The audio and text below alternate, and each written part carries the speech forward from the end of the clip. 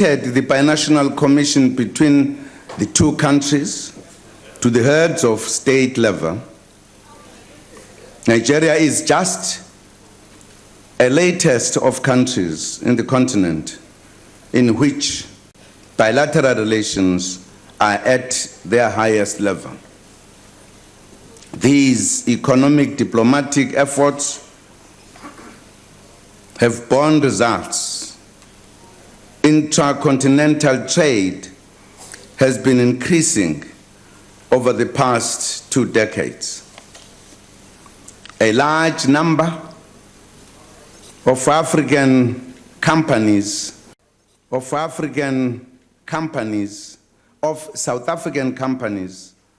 are active in many countries of the African continent.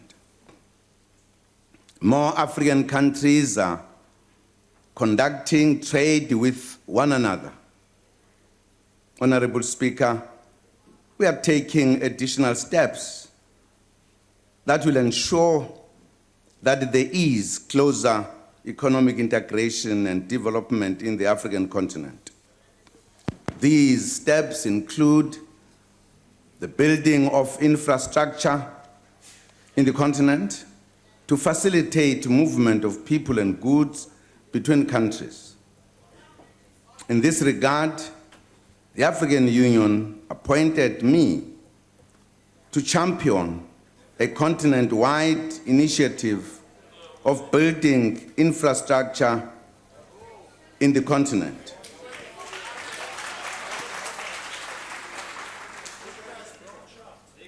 We have taken these important steps towards closer economic integration because African markets are small by global standards, which necessitate the need to build larger markets. Regional integration is therefore not only a political vision, but also makes business sense. Creating larger markets with greater critical mass of people will not only enhance the African investment proportion,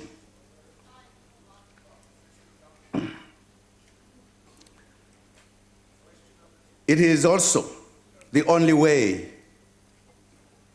Africa will effectively compete in the global economy. For South Africa, SADC and SACU are important vehicles to drive regional economic integration. But our focus now is broadening integration beyond existing regional economic communities in accordance with the African Union's Vision 2063. The key building blocks to this are processes leading to the tripartite free trade area and the envisaged continental free trade area.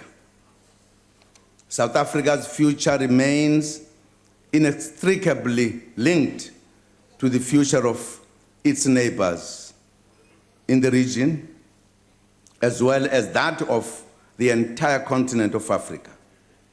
The growth of our economy, the creation of jobs for our people, and our prosperity hinge on the success of these efforts to build a peaceful, stable, and prosperous continent. I thank you, Madam Speaker. The Honorable Philani Machake. Thank you for the response, Mongameli Ohloniphekayo. And let me take the opportunity of congratulating you for being appointed by the AU for championing infrastructure development in Africa.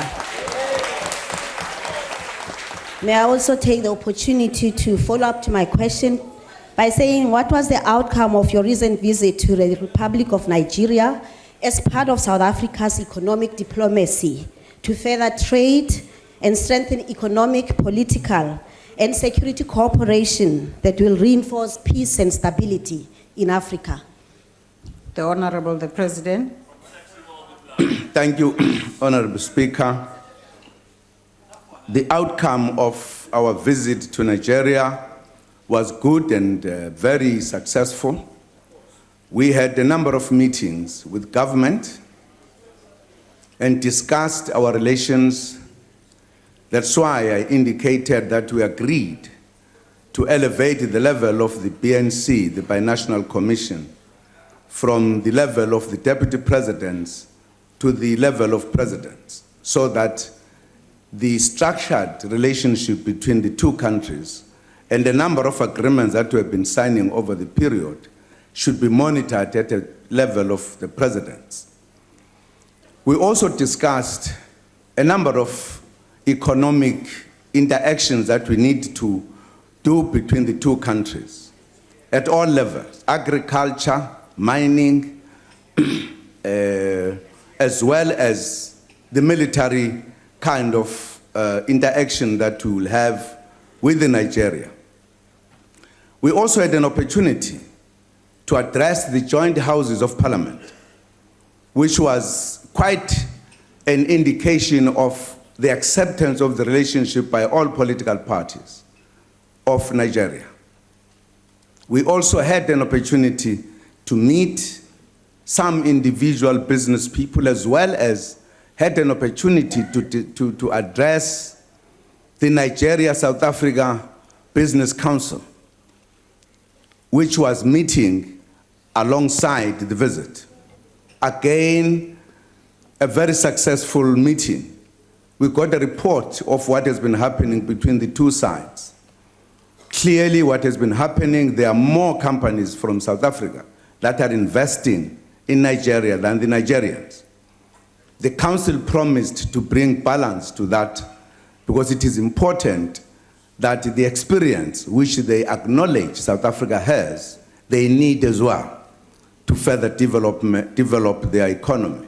So the visit was a success. I ended up by inviting the Nigerian president to visit South Africa.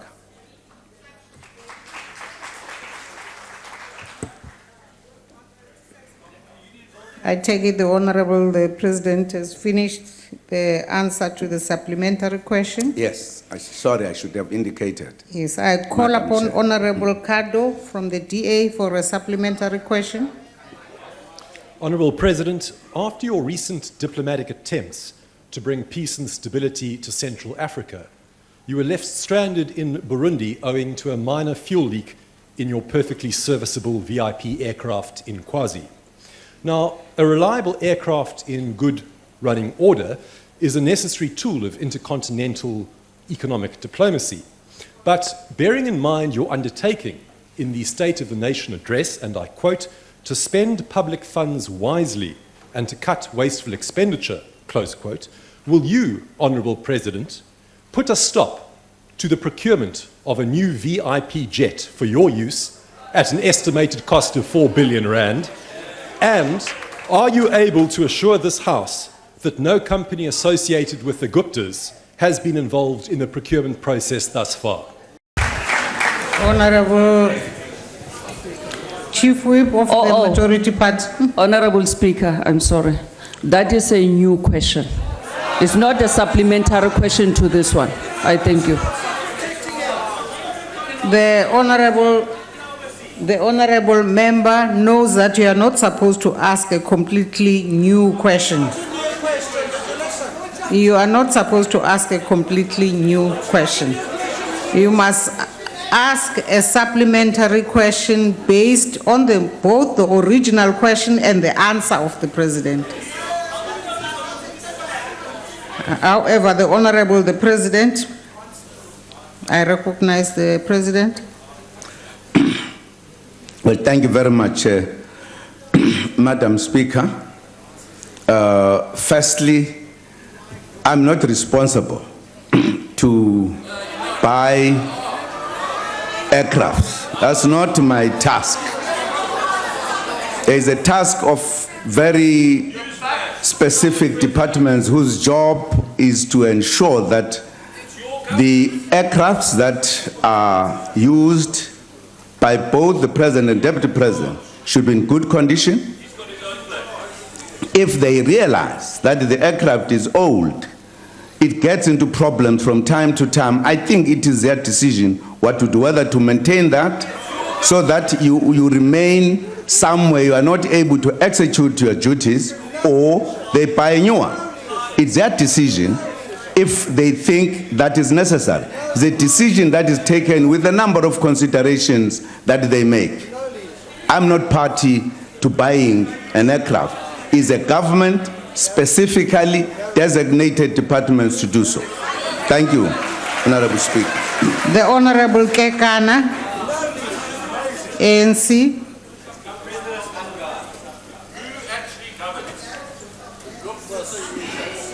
Uphi Kekana?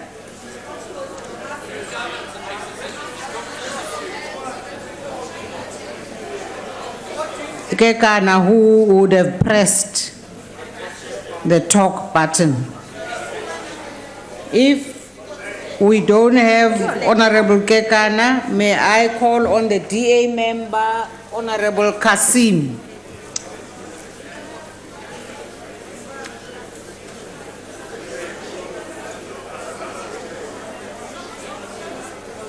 Hey, people disappear after pressing.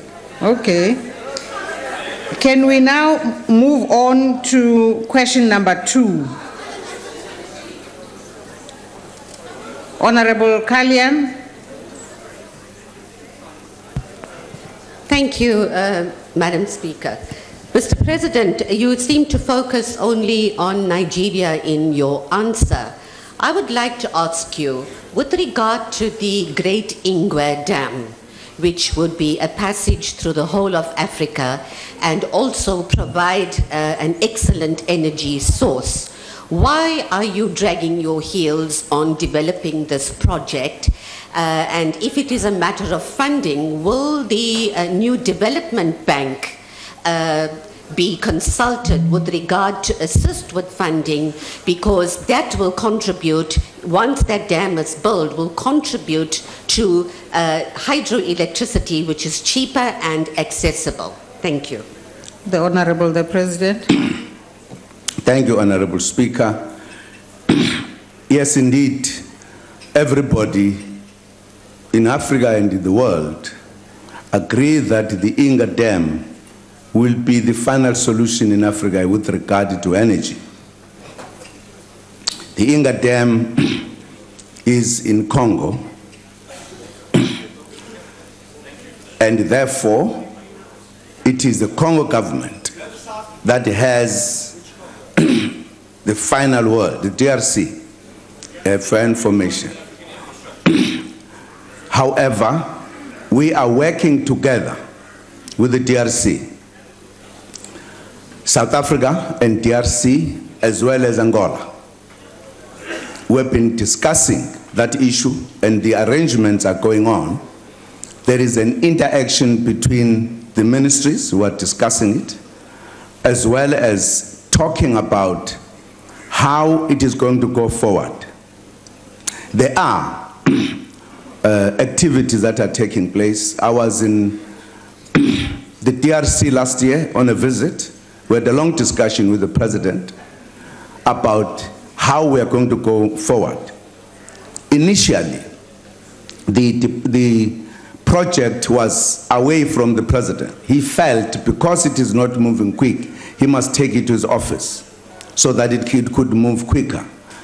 And very recently, the Minister of Energy had gone to Congo. The Deputy Minister of Energy has been going to the DRC to discuss this matter. There are reports that there is progress that is being made. I can't tell you at what point those particular details are, but we are working together, but we depend on the host country, which must, in the final analysis, be the one that drives it on the spot. But we are party to that process, because that project is absolutely very important, not just for the few countries, but for the entire continent. Thank you. The Honorable Madam Speaker. Nkomo.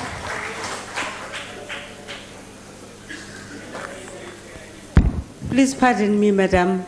It was a wrong indication. Thanks. Oh, all right. Honorable members, you must be in control of your fingers. We now come to question number 2, from the Leader of the Opposition to the Honorable the President.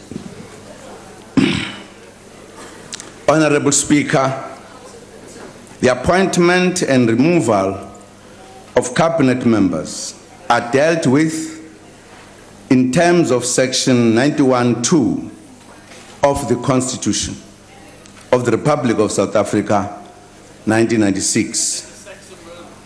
Section 91(2) of the Constitution provides that, and I quote, "The President appoints the Deputy President and ministers, assigns their power and functions, and may dismiss them," unquote.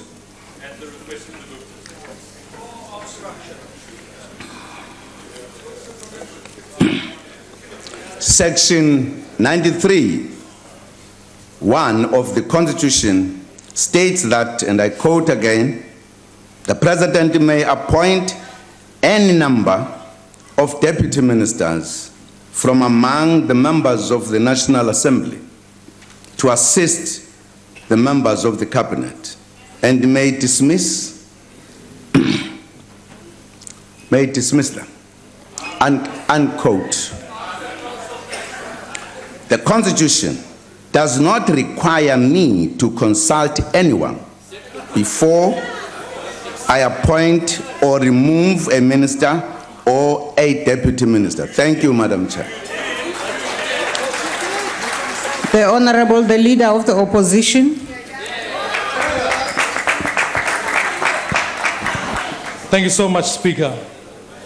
Mr. President, Deputy Minister Mcebisi Jonas has already confirmed that the Guptas offered him the position of Finance Minister before it was even offered to Minister Des van Rooyen.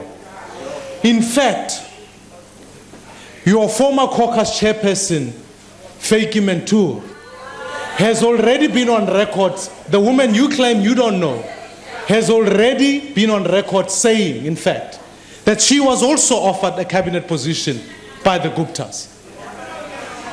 Mr. President, it has become quite clear that power does no longer sit at the union buildings.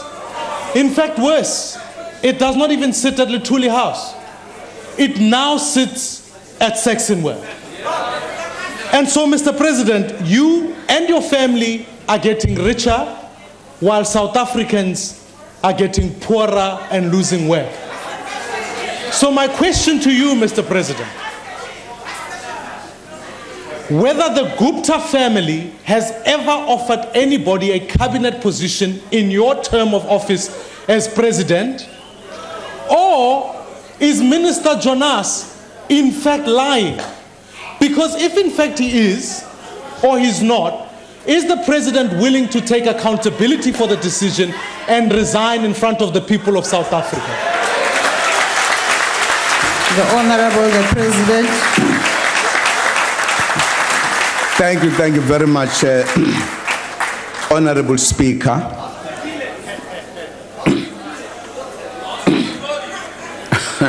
Honorable members, I want to listen to the answer. Honorable Speaker, I appointed Jonas as a deputy minister. That's what I offered Jonas. I never offered Jonas ministry. That's why he's a deputy minister. If Jonas says he was offered by the Guptas, I think you'll be well placed to ask the Guptas or Jonas. Don't ask me. Where do I come in? I had no business with that. I had absolutely no business. Ask the people who are said by Jonas offered him. Those are the people who must ask my good honorable member. Don't ask me. I am in charge of the government. I'm in charge. I appoint in terms of the constitution. There is no minister who is here who was ever appointed by the Guptas or by anybody else. Ministers who are here were appointed by me. Order. Thank you, Madam Speaker. The Honorable Holomisa.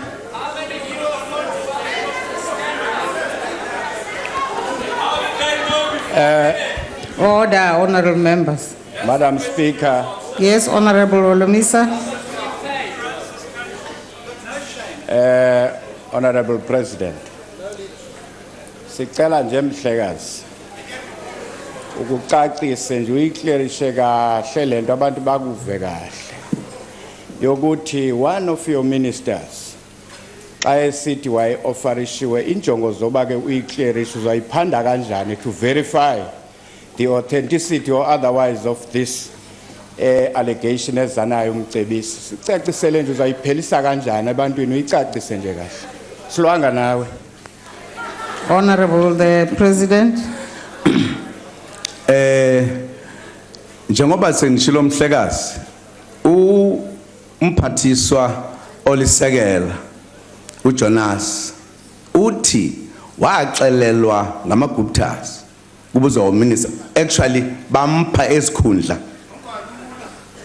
ndithi ke ithethwa nguJonas lonto akazange athi upresident waye khona lapho noma wenza into ukhomba abantu ndithi ke buzani laba bantu abamnikeza ukuba belithatha phi igunya lokubeka uminister ingakho ngithi akekho noyedwa uminister owake wabekwa ngomunye umuntu akekho ayifune nokuba ndiyiphande lonto andingeni indawo apho mhlekazi yabulela.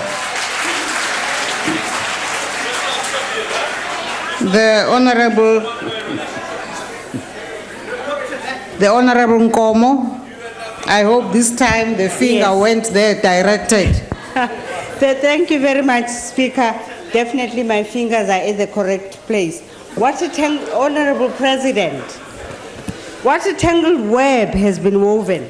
The ill-conceived decision to redeploy, or some might even say to oust the previous and very capable Minister of Finance, the Honorable Nhlanhla Nene, and replace him with Mr. David Van Rooyen as Minister of Finance at a cost to South Africa's economy of as much as 500 billion rands, has struck a critical blow to the South African economy, which may culminate in us being downgraded to junk status by rating agency Moody's in the next couple of days.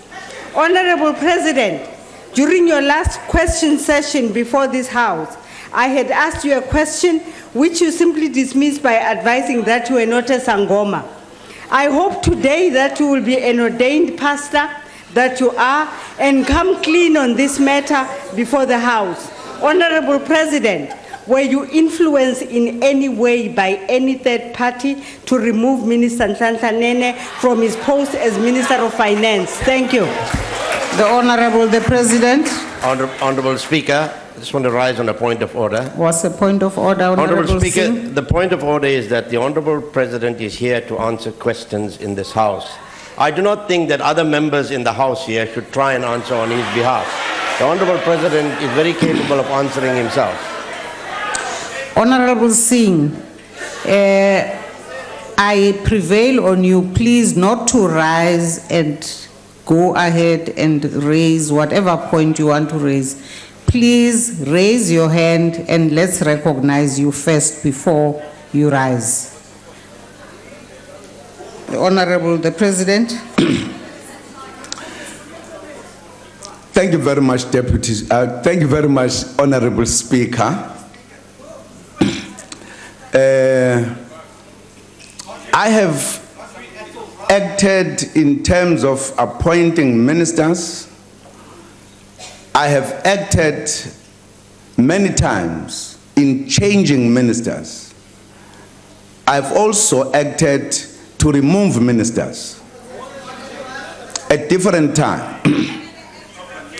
There are always reasons that lead to, if for an example a minister is to be shifted or redeployed, there are reasons that lead to that.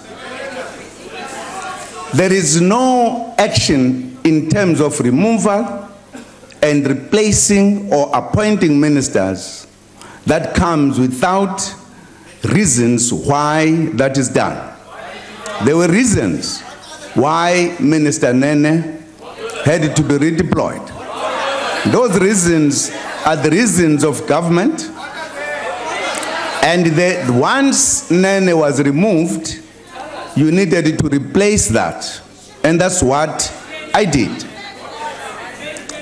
And this arises out of what government is doing and what the thinking and decisions of governments are.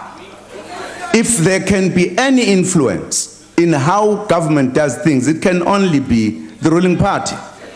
We should not necessarily come to tell you do this and this. That is the only area where you could be influenced, because the ruling party wants to ensure that its programs are implemented.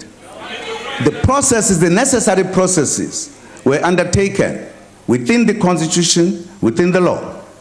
The fact that the Rand was in trouble before Nene left, the Rand was on the down slope. And secondly, it is not the first time that the markets react when a minister is either put or taken away. There is a history to that. There's nothing strange about it. The markets have their own temperament on any other issue. So there was a decision taken, very well considered, why we're taking Nene and where we're sending him to. Point of order. Honorable No, this is Maimane. absolutely important. Honorable Maimane, the president is still on his feet. Yes, I waited. Honorable Maimane, I'll wait. please finish off, Honorable President.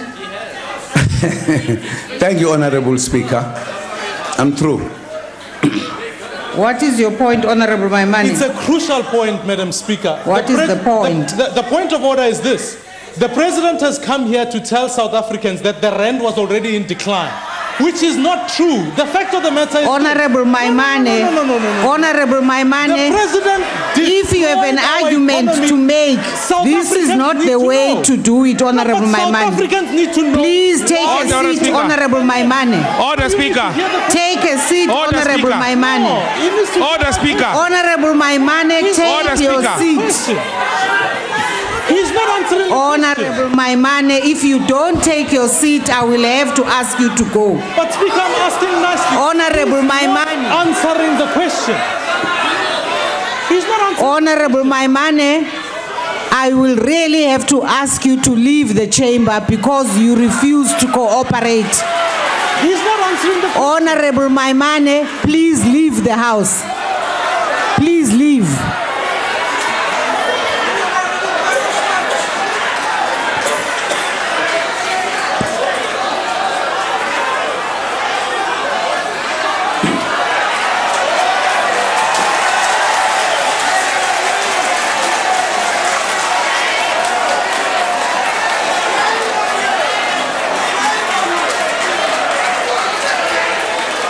Awunangqondo, Speaker wena.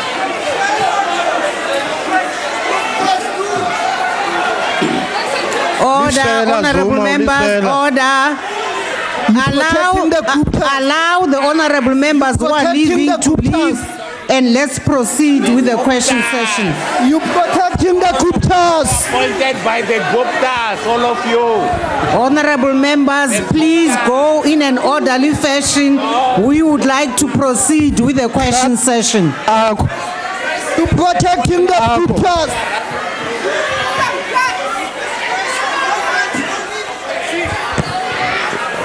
You protecting the Guptas.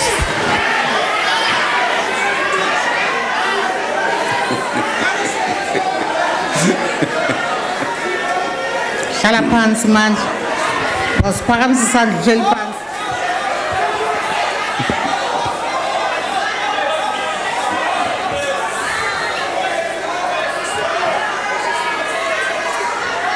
Honorable Mandela, is that a point of order? Yes, Honorable Speaker. My apologies to disturb the President, but for the record, Honorable Banga, as he left the House, he said, Honorable Speaker, I would like the Hansard studied so that the necessary course could be taken. Thank you. Thank you, Honorable Mandela. We will follow that up. I now have the fourth supplementary question from the Honorable Sheikh Imam of the NFP. Thank you, Honorable Speaker. Mr. President, Honorable Nene was a very influential, capable minister who performed exceptionally well under difficult circumstances. Now, Mr. President, Honorable Nene enjoyed the confidence of many, including opposition parties, many economists and political analysts as well. What, Mr. President, prompted or motivated you to remove Minister Nene, such a capable person, and appoint Minister Van Rooyen and then remove Minister Van Rooyen? I do understand, Mr. President, that it is your prerogative to do that. But a capable minister like Minister Nene, who was performing well under difficult circumstances, I just want the rationale behind it. Thank you, Mr. President. The Honorable the President. Thank you, Honorable Speaker. Firstly, I would like to remind the Honorable member that it is not absolutely true that he was supported even by the opposition. The opposition, if you look at how they scored him, because they love scoring, they scored him very low. And they also attacked him, and in fact, at some point, they asked me to remove him. You have forgotten. So you can't say he was powerful, supported by everybody, including the opposition. That can't be a correct statement. Secondly, precisely because of what you're saying, that is capable. I wanted him to go to a position that needs the most capable, recognized internationally. That's precisely the reason. I thought he should contribute not just to the country, to the continent, to the globe.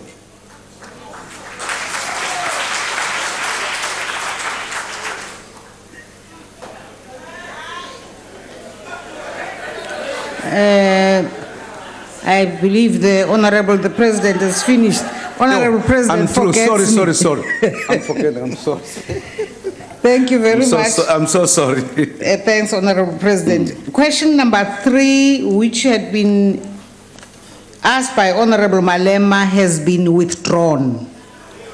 Honorable Mulder. Honorable Speaker, may I address you on a point of order? Yes, Honorable Mulder. Honorable Speaker, on the 16th of February, during the State of the Nation address, the Honorable Malema concluded his speech and he said the following, and I quote, he said, "I can't sit here to debate," and then he addressed himself to the Honorable President and he says, "You are not a legitimate president." The next day at the Chief Whip's Forum, I took that matter to the Chief Whip's Forum and I argued and I said, I warned that on the 17th of March, we will have a questions to the President's session, and that it cannot be in order for a party that says they do not recognize the President to have an opportunity to ask a question in the House. Despite my warning, the EFF was allowed to put a question on the question paper for today. Yesterday, the EFF remembered that they do not recognize the President. And they issued a statement to say they're not going to participate today, and that's why they wrote a letter to withdraw their question. The point I'm making, Honourable Speaker, is that what they did is absolutely unfair to other parties in the House who have been denied the right to ask a question because they've been playing little games. So I'm asking, Honourable Speaker, that this matter be referred to the Rules Committee. That if a party does not recognise, they should not be allowed to participate and take away the right of other parties to participate. Thank you.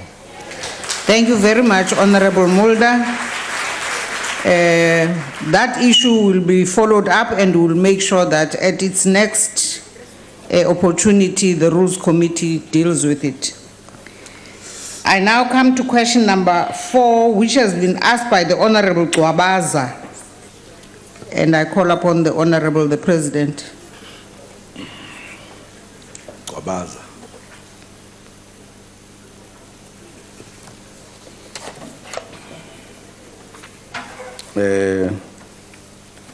Gwabaza. I'm looking for Gwabaza, Chair, because the changing of the my number 4 at the moment, I'm not sure whether I'm telling the truth, is LL van der Merwe of the IFP.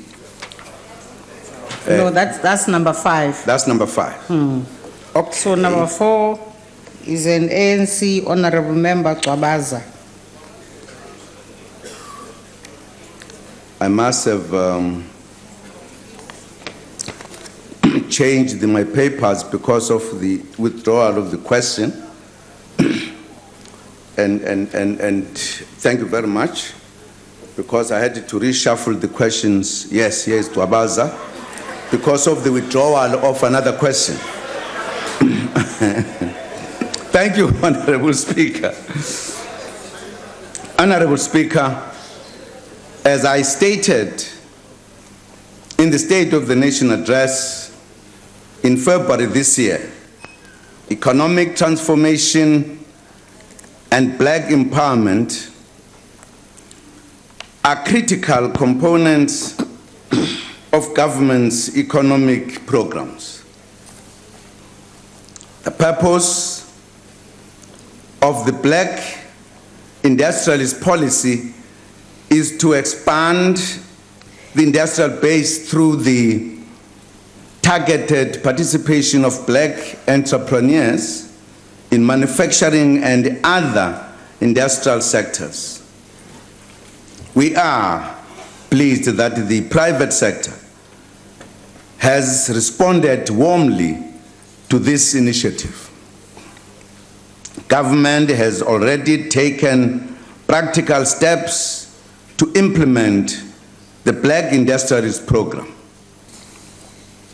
Financial support to the tune of 30 billion rand has been pledged by the development finance institutions to provide funding to black entrepreneurs who will participate in the Black Industrialist Program. For a company or business to participate and receive support from the program, more than 50% of that company must be owned, managed, and controlled by black people. Black businesses that seek support should operate in the manufacturing sectors of the economy, create jobs, and increase the localization of production activities. Moreover, the manufacturing projects should have a minimum value of at least 30 million rand to qualify for support. The following manufacturing sectors, among others, have been prioritized for support from the program. The ocean economy, including shipbuilding and repair, mineral beneficiation, agro-processing, information communication technologies, clothing, textiles, leather and footwear, pulp, paper and furniture, industrial infrastructure, clean technology and energy, aerospace, rail and automotive components, as well as oil and gas, chemicals, pharmaceuticals, and plastics. Government will also provide non-financial support such as training, matchmaking, and information sharing, research and innovation support, quality standards and productivity support, and economic infrastructure such as special economic zones, industrial parks, and clusters. Other forms of support will include facilitating access to contracts and markets. Thank you, Madam Speaker. The Honorable Gwabaza. Thank you, Your Excellency, for your answer. May I ask, Honorable President, to what extent are the established traditional industrialists ready to accept their black counterparts as equal partners in the economies of scale? And equally,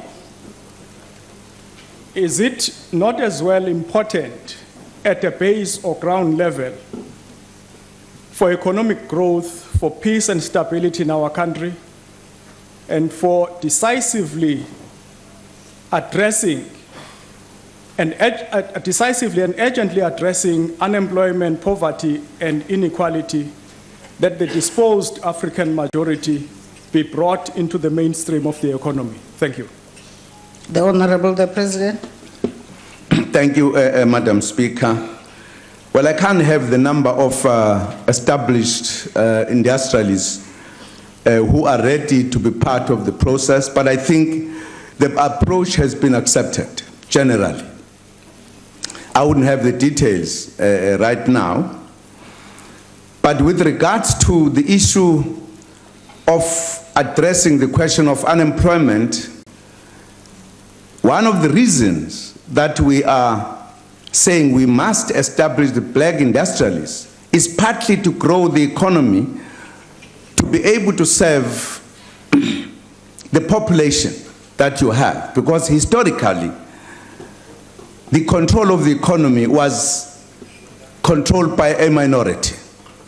So we are trying to correct that historical problem, because that is part of the reason why unemployment is so much, because it was restricted by the structure of the economy, which was racially based. We are opening it. That's why we are saying the majority of the people of this country must participate fully in every level of the economy. That will therefore address the issue, firstly, of the small businesses that must come in big numbers, but also the big ones to deal with unemployment. But also we are dealing with the skilling of the people, because the history of our economy, the majority were not skilled. So there are those challenges that actually add to the burden of unemployment. Those are the matters the government is tackling and addressing to resolve. Thank you, Honorable Speaker. The Honorable Hlengwa.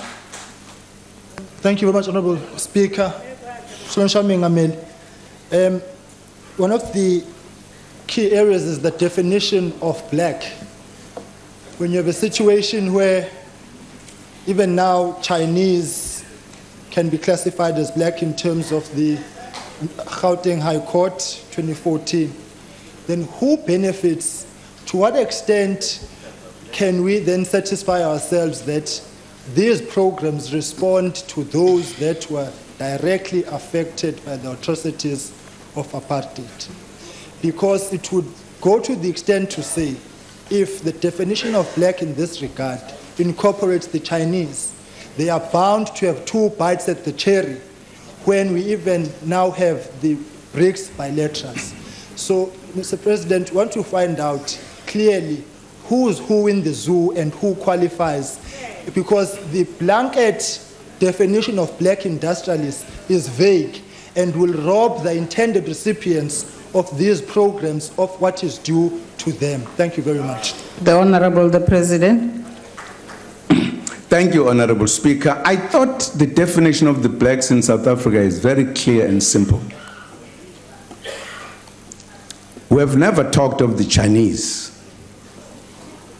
We talked of, if we talk about blacks, the colored brothers and sisters and Indians, and that's why in the definition at times you say blacks in general and African in particular.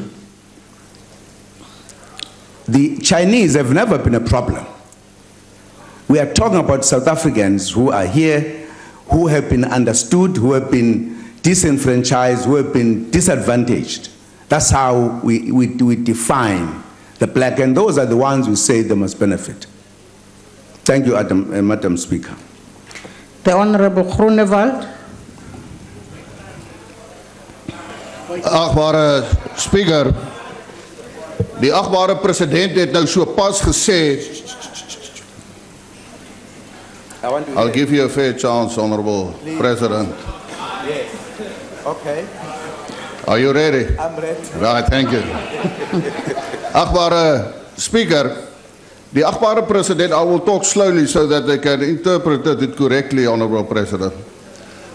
Die agbare president het so pas gesê, hulle wil die groot beleggers hê in Suid-Afrika, sodat hulle kan werk skep. Ek stem saam met die agbare president. Maar my vraag aan die agbare president, agbare speaker is, hoe kan die agbare president verwag dat groot beleggers na Suid-Afrika toe kom as die grootste struikelblok of een van die groot struikelblokke juist die probleem is wat bestaan tussen die minister van Finansies en die hoof van die inkomstedienste nie. Die agbare president is die persoon wat kan ingryp. Hoekom gryp hy nie in nie?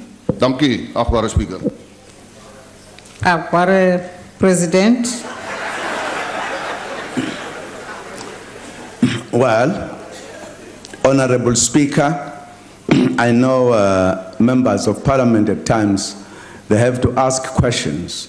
If only the question was put the other way around. Has the President intervened? Because if he's saying, why is the President not intervening? Has the President not intervened? Does he know that? He doesn't. Should have asked the question differently. I am intervening on that question. I'm dealing with it at the presidential level. I have met both the minister and I've met the commissioner, and I'm addressing the issue. So it is being attended to by the president and the necessary structures. Thank you, Honorable Speaker. We now come to question number 5, asked by the Honorable Van der Merwe to the Honorable the President. Thank you, Honorable Speaker. 1, yes, the illegal deductions from the accounts of South African Social Security Agency, SASSA, grant beneficiaries are on the increase. In response to this increase, the Minister of Social Development established a ministerial task team on deductions comprising representatives of civil society officials from the Department of Social Development and SASSA to address the matter of deductions in general and to assist the social grants beneficiaries to report whenever there have been deductions from their accounts and to assist them find recourse. As a result, social grant beneficiaries do not have to seek recourse alone. They have the ministerial task team to help them. The ministerial task team on deductions has made much progress in a short period of time since it was established. Over 13,000 cases of deductions have been reported to it. It has assisted in the resolution of 10,500 of those cases and is busy addressing the approximately 2,000 cases that are outstanding. Other achievements include the development and implementation of the recourse mechanism, the publishing of the amendment regulations in February 2016 for public comment, and the amendments to the Social Assistance Act, which will be going to Cabinet in April 2016 and Parliament thereafter. Other achievements include the support received from civil society in 2 major court cases with the insurance industry, with a 3rd pending, and the tireless effort of committee members and their organizations to support grant beneficiaries on the ground to find recourse. Establishing a new commission may therefore be a step backward, because the ministerial task team is already addressing these issues adequately. 2, the terms of reference of the ministerial task team focus on and include the scope and scale of the deductions from the accounts of grant beneficiaries, and to identify the responsible parties to be held accountable for the illegal SASSA grant beneficiaries. I will also be promulgating establishment of the Inspectorate for Social Assistance as provided for in Section 24 of the Social Assistance Act number 13 of 2004. The Inspectorate will be responsible for investigating and acting against illegal and fraudulent activity in the social assistance system as a whole. The work of the Inspectorate will support what the ministerial task team is already doing, which is focused on the issue of deductions, while the Inspectorate will address broader issues of fraud and corruption.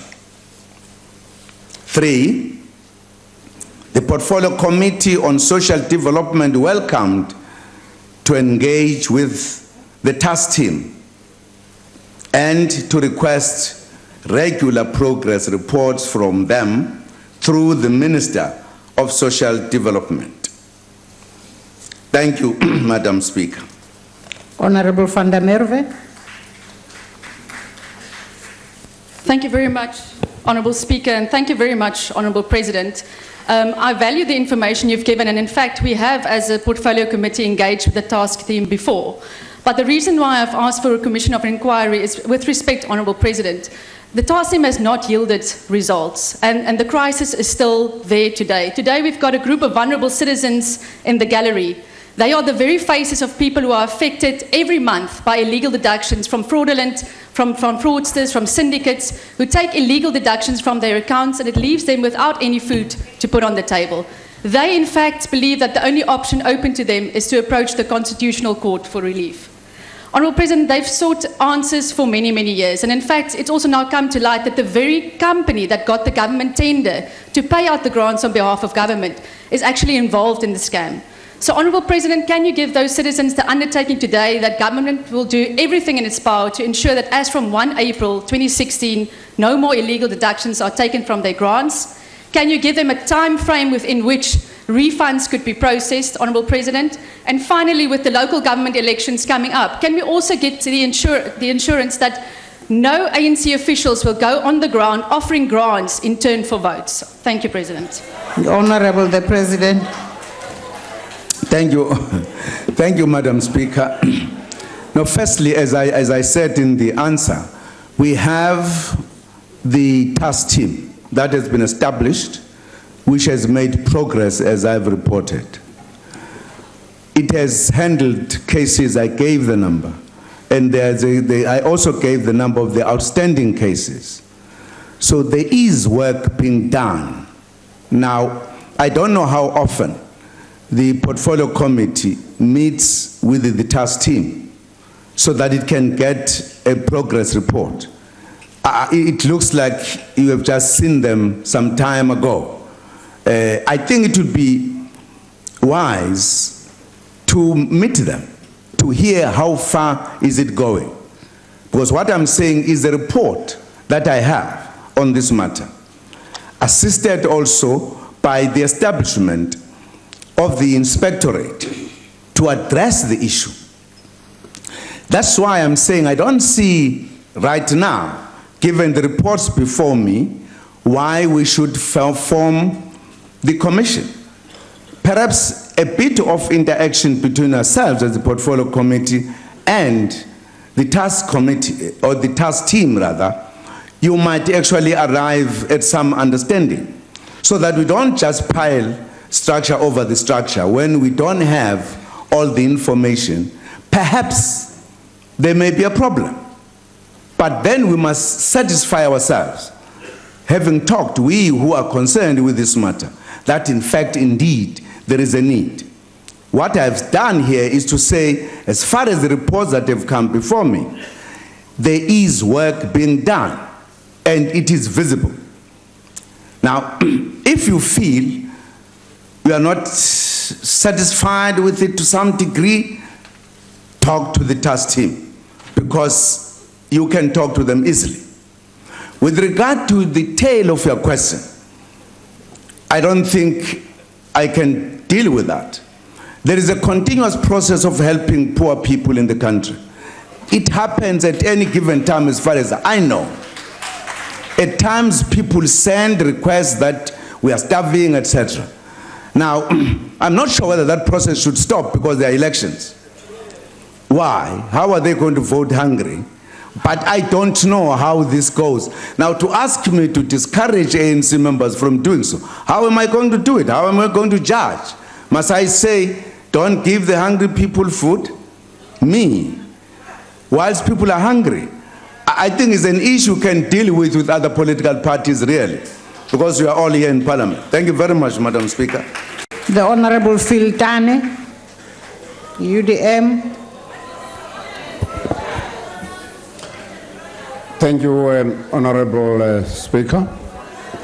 I must admit, Honorable President, that I'm somewhat pleased with the response that we've gotten. This has been a burning issue for quite some time.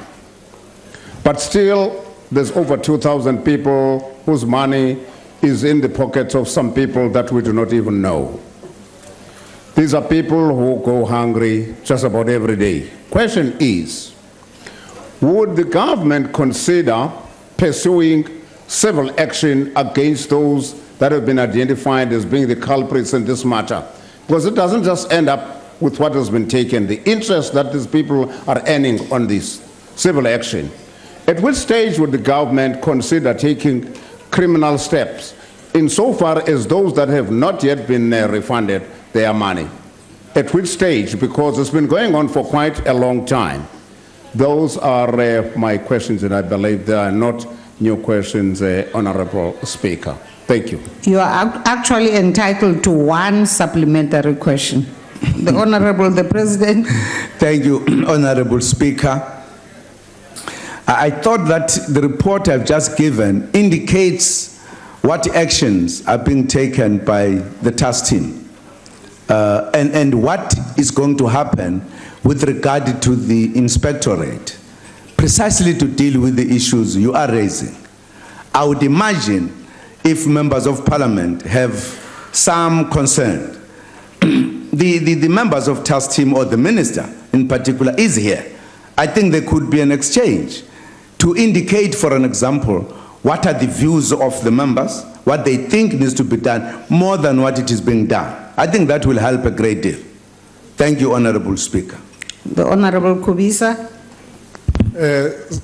Ngiyabonga somlomo. Mhlonishwa mongameli, sesizwile ukuthi usuyinikezile impendulo ngenombolo zalaba ababanjwa benza imkhonyovu. KwaZulu Natal nje emavikini ambala wadlule umnyango wezenhlala kahle uthola ukuthi iningi imali eyisibonelelo seyingane noma abadala exhashazwayo noma edliwayo ingafiki kubona. Sibefisa ukuthi ke sizwe ukuthi noma inombolo osuyinikezile lukhona nekufanayo kwezinye ifundazwe okufana nalokho nokuthi futhi yini ke esheshayo noma sokhulumela ngecommission engalungisa leso simo ngoba abantu abampofu bagcina bengayitholi ngempela imali yabo. Imali etholakala kwaZulu Natal ukuthi iyadliwa ingafikele entandaneni nakubantu abadala utholakala ukuthi ingama millions amaningi. Hlonishwa mongameli. Honorable the President. Somlomo. Bengicabanga ukuthi bese nokho ngizithintile lezi ndawo elunge ehloniphekileyo ukuthi umsebenzi uyenziwa ilesigungu esikhethiweyo. Ngasho futhi ukuthi kukhona asebedlule inkulunganeni asebebatholile noma bese khona abanye abaseyinkulunganeni abasasebenza ukuthi babathole bababambe. Lo mbiko ke bengunika benginika umbiko ombatha izwe lonke hayi ohamba ngesifundazwe. Benginika nje ukuthi ezweni lonke kwenzekani okuxuba ngisho iKwaZulu Natal. Njengoba ke uthi umnyango ufike wathola ukuthi imali zabampofu ziyadliwa kusho khona ukuthi umsebenzi uyaqhubeka ngoba bayathola ukuthi kwenzekani. Yingakho nje sekukhona esithi bazophenya manje ukuthi ngempela bangabathola kanjani ngoba yenzeka ngendlela kusho ukuthi labantu laba abahlakaniphile kakhulu abakwazi ukungena kwi iaccount yomuntu bakhipha imali umuntu engazi kanti kwenziwa indlela yokunikeza abantu elula ukuthi imali zisheshe zifike kubona ukunoma babamba ama delays. Izinto ke lezi engicabanga ukuthi kufanele bezibikwe kuminister okuyena owenze lesigungu ukwenzela ukuthi sithole ukuthi zenzeka kanjani lezi zinto zingatholakala kanjani uma sinamacebo noma imbono ebese siyamtshena nokuthi futhi kutholakale phi lokho ukuze afike mathupha khona ayosiza ngoba kufanele ngempela sivimbe ukuthi imali zabantu abalambayo aziye ezigebengwini esingazaziyo. Ngiyabonga Somlomo. The Honorable Tsapha, ANC. Ndiyabulela kakhulu Somlomo ngexesha. Mandibulele kakhulu unxamalala ngoba impendulo ezi ziyabonakalisa uba unobunzulu bolwazi ngezinto ezenzeka kubantu obakhokeleyo nobakhathaleleyo njengoba behleli phaya nje. Kubhlungu ke kodwa mandisho ukuba okrebe bathe qho ukuthatha lo mbele ubani unika abantu abangahluphekanga bawufake kweyabo imilomo babashiye bentyumpa-ntyumpeka kumatyala angumangaliso. Endifuna ukuyiphakamisa yokuba lo gama imali itsaliwe bengadlanga ayakhula namatyala okwenza izikweletu naleyo yokuba kufumaneke ukuba imali yenkedama ithathwa ngabanye abantu nabo abantu abahlala nabo bantu bayazi mongameli uba le nkqubo yenzeka. Oluphenyo lenziwe ngumphathiswa ukuba imali yefoster iyayana kubantwana mandenjenje. Ngaba ke ngoku aba bantu bawufunyanwa uza kubasa kwinkundla zomthetho bagwetywe bangene entolongweni kuphunguke inani lamasela. Isibongo mntamzini ngaba ndiyakuhlupha. Honorable the President. Enkosi Somlomo. Hayi lungelihle lihloniphekileyo.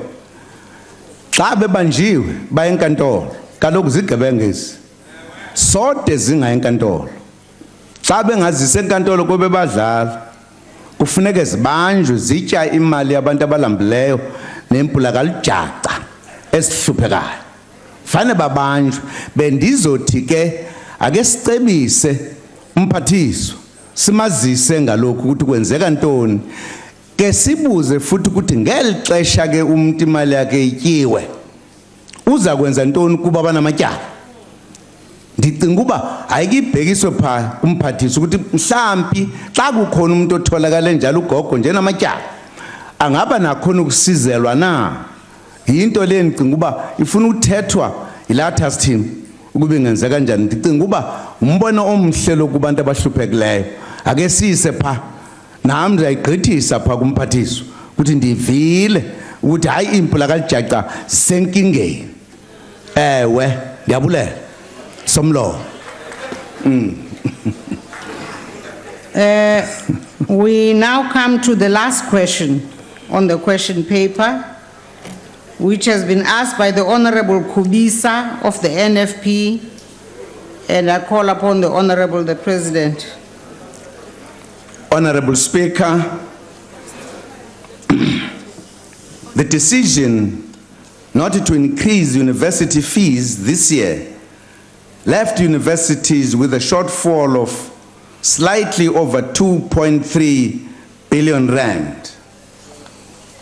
After some extensive collaborative work between government and university vice chancellors, it was decided that government would contribute 83% to cover the shortfall, while universities would cover the remaining 17%.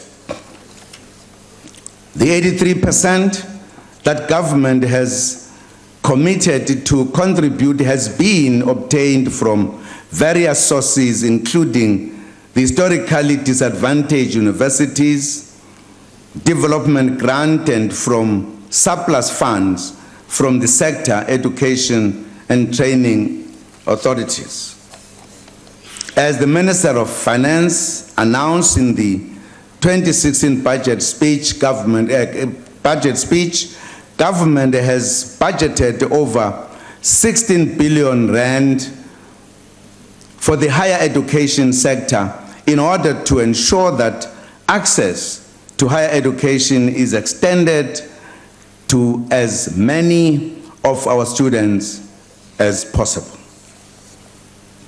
One of the decisions that was taken following the meeting in October last year with university managers and leaders of the Student Representatives Councils was for a commission of inquiry to be appointed to look into the funding of higher education.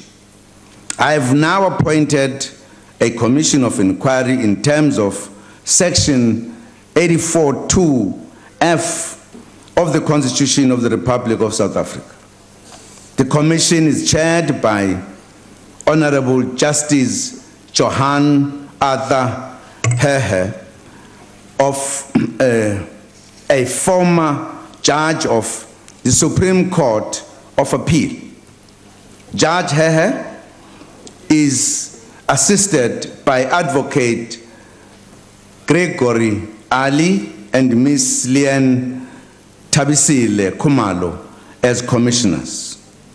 Although the terms of the commission to do specifically focus on alleged corruption at the National Student Financial Aid Scheme, NSFAS, I am confident that when it looks at the funding of the higher education sector, it will also look at NSFAS.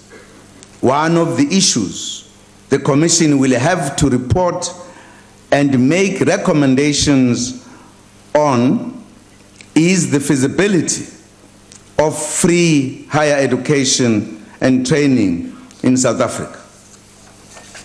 I am confident that these matters will be extensively discussed once the Commission has submitted its report. I thank you, Honorable Speaker. The Honorable Kubisa. Madam Speaker, education is indeed a basic human right, and of course, this right at the moment cannot be divorced from the fact that most of the students come from very poor families. These families live far below the poverty datum line. And what even compounds the situation at the moment is the sluggish economy of our country. Our country is ailing at the moment. But we hope that the government can even move closer to the concept of free basic education and even higher education.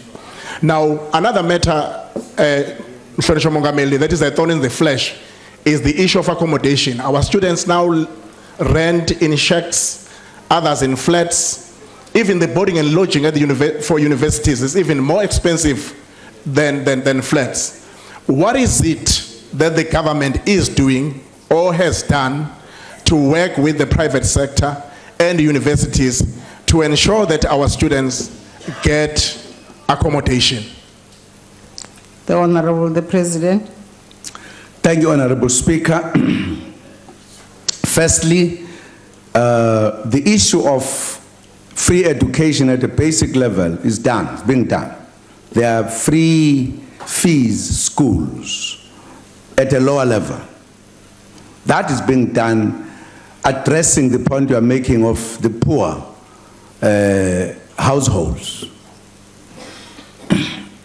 The reason why the NSFAS has grown in terms of the size has been also to address those students who come from, in the main, poor families at the tertiary level. The issue of the free education, as you raise it, and I've said the Commission will look into that, is one of the points of reference, in terms of reference that they will have to deal with, to say, how do we deal with this question? How free should the education be? Must the child, for an example of a president, get free education when he's earning? Would that not take the space of many people that we don't know, who are poor, who earn nothing? That's why from the ANC policy, the ruling party, from 1955, it clarified the issue of bursaries, that this should help the poor families. Free education, but it is looking at the poorest of the poor and poor families. And that's what we are saying, the results of the Commission should help us to clarify those points in terms of, with the meager resources that you have, as you say yourself, that the economy is sluggish, not only in South Africa, globally. It's a global problem, it's not a South African problem only. How do we address the issue of higher education? How do we define it in terms of, if you say free education, how far do you go in terms of freeness? That matter will come, as I said here, that once the Commission reports, the matter will be addressed.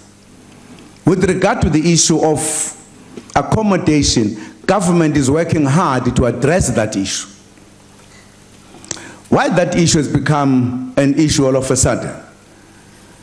This has come because democracy has opened up the doors of learning, and therefore more numbers of children came, but the infrastructure was not meant to accommodate the size of the population.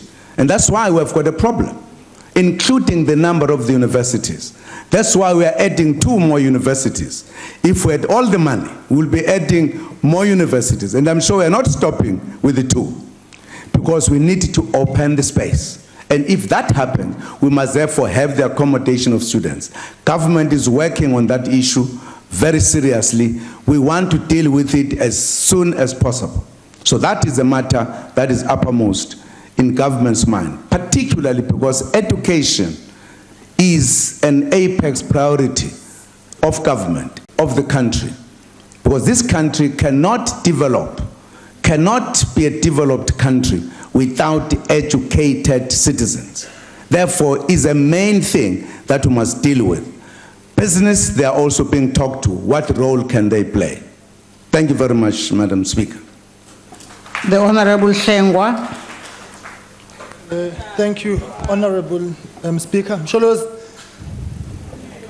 I put it to you, Honorable President, like I put it to you last year, that the 0% fee increment was a knee-jerk reaction in the absence of a plan.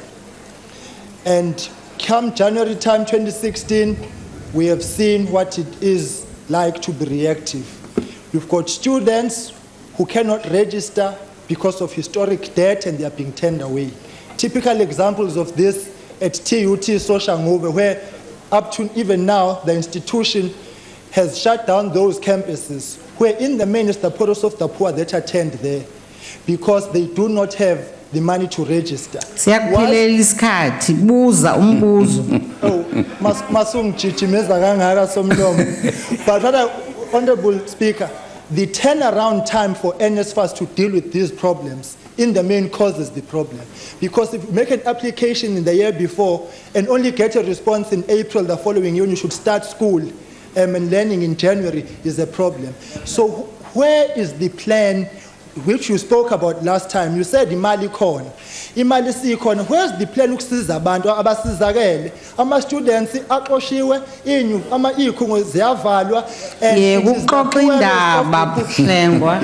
Usubuzileke manje i-follow up question yakho. What is the plan? Comrade President.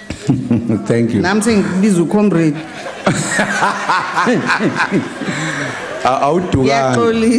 Awudukile.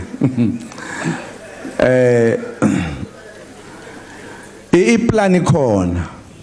Angazi noma uke wakhuluma yini nomphathiswa wemfundo ephakeme.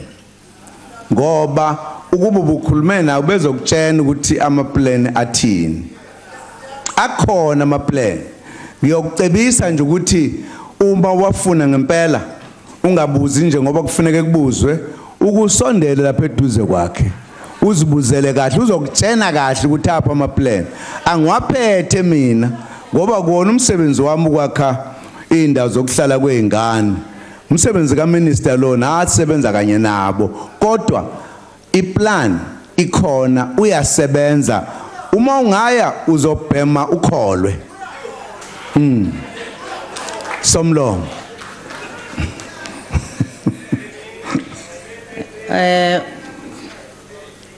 Honorable Posa, follow-up question, ANC. Thank you, Honorable Speaker. In the State of the Nation Address 2016, the Honorable President assured the country that the ANC government is working hard at finding long-term solutions to the challenges on funding for post-school education and training. We appreciate the double efforts our government is making in ensuring that poor students get access to higher education, including the commission you, Honorable President, have established to find the best solutions for funding of post-school education and training. I thank you, Honorable President. Honorable the President. Honorable Speaker, thank you very much for that observation. Absolutely correct. We've doubled the effort to ensure that poor students are at school. That's why I said the Minister of Higher Education is working very hard to ensure that we fulfill that objective. Thank you, Madam Speaker. The Honorable Sheikh Imam, NFP. Thank you, Speaker. Mr. President, I must agree with you that the population is a great challenge. I hope you're not going to suggest we do some family planning.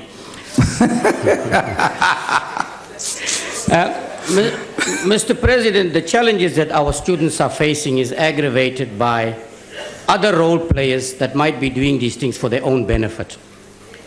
Not necessarily the benefits of those students, Mr. President. I think what the students want to know now, because we've had the report in 2012 and it was not implemented, they want to know, finally, how long is this plan going to take to give them free education, if that's what we're going to give them? When is it going to be implemented? Are we going to monitor and evaluate it annually to ensure that we're reaching the different stages to ultimately get to that stage? That is, I think, what they really want to know now. And I do appreciate that there's a commission of inquiry. If you can please advise us When you're expecting some responses from them, when can we implement it, advise the students, get them to be rest assured that yes, it is now being implemented annually so that they can see there is progress and that it's going to be achievable. Thank you, Mr. President. Honorable the President. Thank you, Honorable Speaker. The Honorable Member is suggesting that I should join the Commission and participate in planning the job of the Commission and time frames, how far they would work. It's going to be very difficult because I'm having some other jobs to do. What I've said, I've established a commission.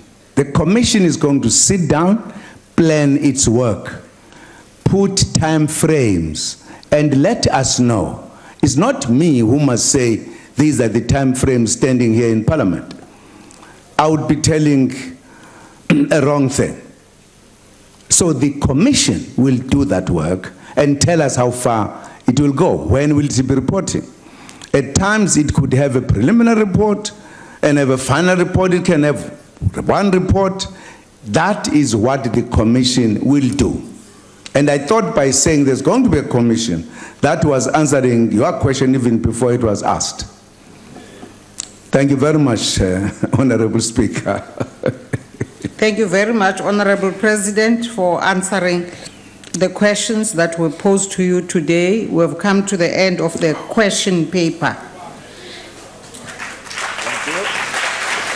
Honorable members, I wish to acknowledge the presence in the gallery of a parliamentary delegation led by Honorable Annette King of the New Zealand House of Representatives. Where are they? Maybe they are gone. Are they still here? Huh? You are welcome, Honorable Speaker, honorable members of the New Zealand Parliament. I wish to recognize Honorable Nyami Boy. Yeah.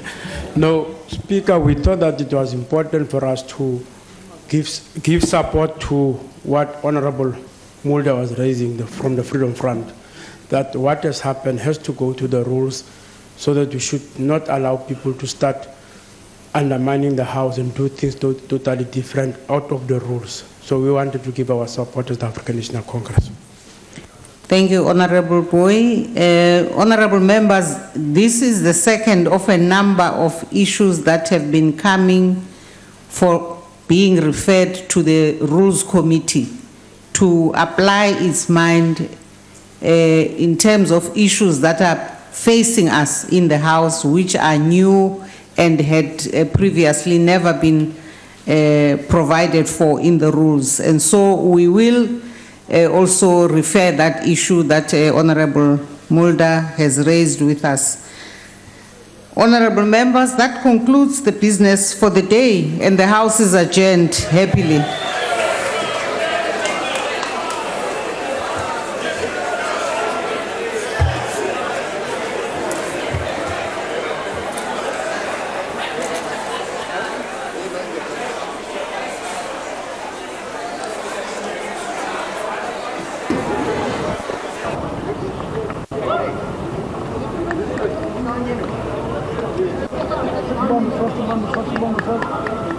First. Yeah.